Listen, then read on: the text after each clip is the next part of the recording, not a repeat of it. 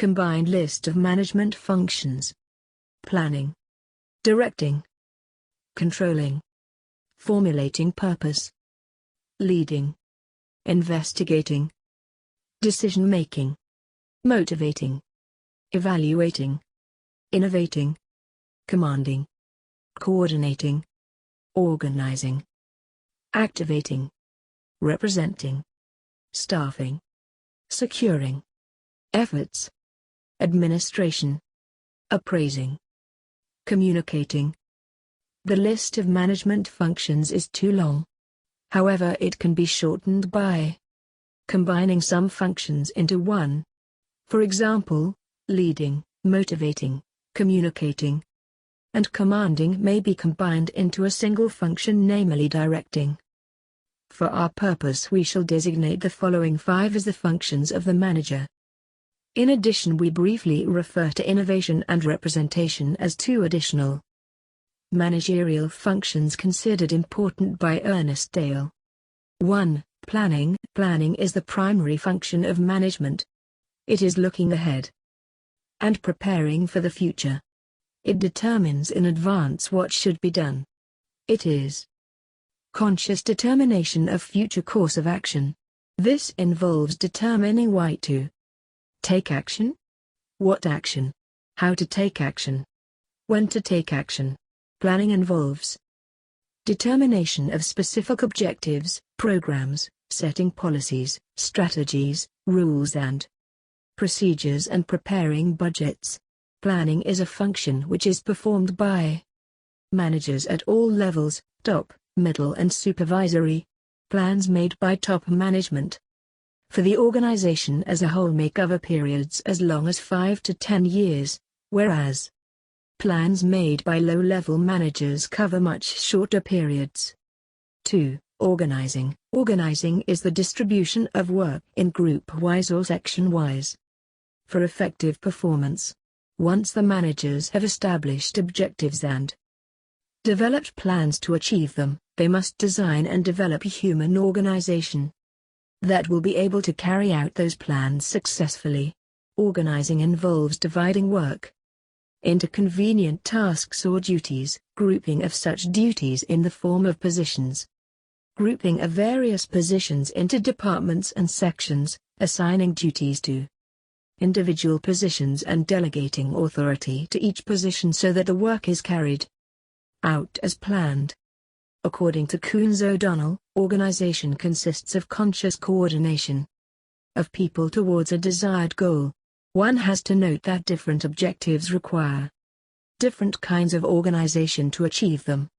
For example, an organization for scientific research will have to be very different from one manufacturing automobiles. 3. Staffing. Staffing involves managing various positions of the organizational structure. It involves selecting and placing the right person at the right position. Staffing includes identifying the gap between manpower required and available, identifying their sources from where people will be selected, selecting people, training them, fixing their financial compensation and appraising them periodically. The success of the organization depends upon the successful performance of staffing function. 4. Directing. Planning, organizing and staffing functions are concerned with the preliminary work for the achievement of organizational objectives. The actual performance of the task starts with the function of direction. This function can be called by various names, namely leading, directing, motivating, activating and so on. Directing involves these sub-functions. A. Communicating. It is the process of passing information from one person to another. B. Leading. It is a process by which a manager guides and influences the work of his subordinates. C. Motivating. It is arousing desire in the minds of workers to give their best to the enterprise.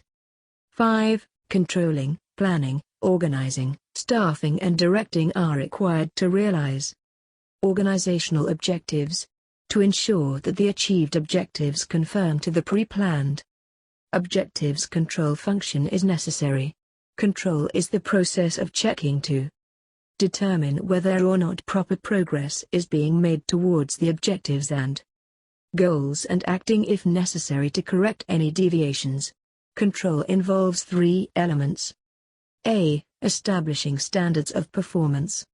B. Measuring current performance and comparing it against the established standard.